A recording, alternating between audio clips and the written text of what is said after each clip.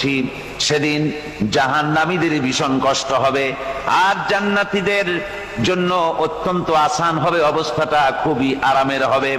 নবীজি বলেন, এক ফরজ নামাজ, এক ওয়াক্ত ফরজ নামাজ আদায় করতে যে সময়টুকুন লাগে, কিয়ামতের মাঠের এই সময় এত বড় বিরাট লম্বা সময় জান্নাতীদের জন্য এরকম হালকা হয়ে যাবে।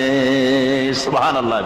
হযরত আবু সাঈদ খুদরী রাদিয়াল্লাহু তাআলা হাদিস কেন বর্ণনা করেছেন, এক ওয়াক্ত নামাজ, একটা ফরজ নামাজ পড়তে যতটুকুন সময় লাগে, এতটুকুন সময়ের ভেতরে জান্নাতীদের কারবার শেষ হয়ে যাবে। সুবহানাল্লাহ বিহামদি। আর ওদের কারবার তো শেষই হবে না।